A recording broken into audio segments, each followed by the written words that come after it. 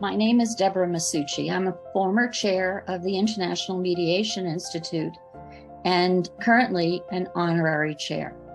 My mediation journey started around 1986 when the United States Supreme Court upheld the enforcement of pre-dispute arbitration agreements, despite the fact that those agreements were considered adhesion contracts. An adhesion contract occurs when there is uneven bargaining power between the contracting parties. Disputing parties were skeptical about the usefulness of mediation in the 80s, but more important, culture dictated that someone had to win, not compromise. Through the years, I have seen mediation accepted through dogged advocacy by educators, the courts, legislators, global companies, advocates, such as the International Mediation Institute. My journey has seen the popularity of mediation grow from domestic disputes to international disputes.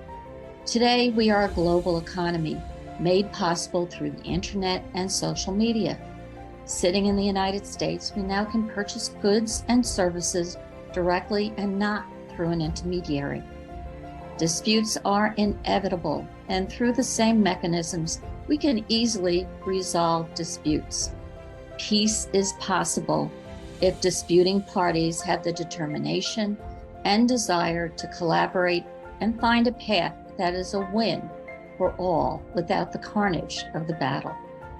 My personal journey has seen me in many different roles supporting mediation. I have been an administrator adopting rules, an educator trainer teaching the youth or more senior members of the legal profession, a corporate user, a mediation provider, a lawyer advocating for change in the judiciary and legislatures through bar associations, a representative of a non-governmental organization advocating for the adoption of rules for mediation globally.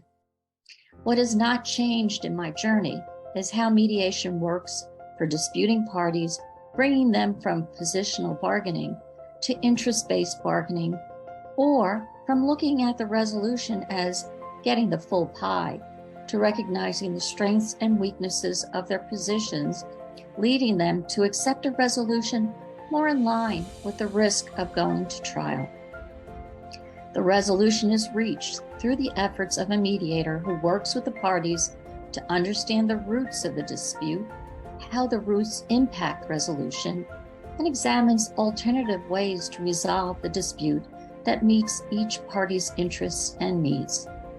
Today, the examination takes into account cultural and social norms that can impact how interests are examined and the formulation of resolution. What I have learned is when considering either personal or governmental disputes, consideration of culture and social issues leads to peace. What I also understand is that emotions can delay or accelerate the timing of a resolution, and that overlooking that companies are run by people who have emotions can doom a fast result.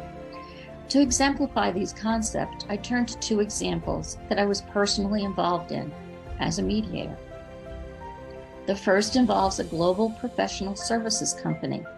A periodic vendor for the company claimed entitlement to a fee based on an introduction of a potential candidate, even though the candidate was described but not named. The disputing parties were in the United States, but the circumstances and employing division were outside the United States. The parties viewed the legal issues and facts in a different light and cherry-picked legal issues and facts to bolster their positions. The vendor was clearly emotional and had an economic stake in the results, but had short-term and long-term economic pressures to resolve the dispute. The company representative had to manage the emotions of their internal clients who are culturally different than the vendor, but strongly believed that they owe nothing. The resolution provided the vendor with sufficient money to resolve the short-term economic pressure and provided an opportunity to achieve more long-term economic benefits from a continuing relationship with the company. In fact, the possibility of the continuing relationship may result in greater economic benefits than the full amount claimed in the dispute. The second dispute is a domestic U.S. matter, but again, the elements involved can be used in a global context, especially in labor disputes involving global companies and their employees outside the United States. Here, the claimant was a widow of a construction. The widow became the chief beneficiary and continued his claim for benefits after the worker's death. Grief for the death and influence by unrelated third parties distorted the widow's views of the value of the claim. This was an unusual claim because the death of the injured worker rendered further evaluation of the injury impossible.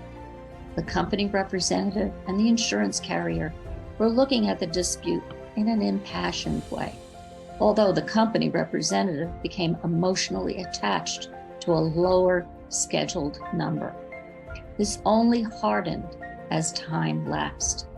It was only after the passing of 6 months, the intervention of a lawyer representing the claimant, and active follow-up by the mediator, me, that the dispute, there was a split in the respondent's side, with some of the respondents advocating a higher number.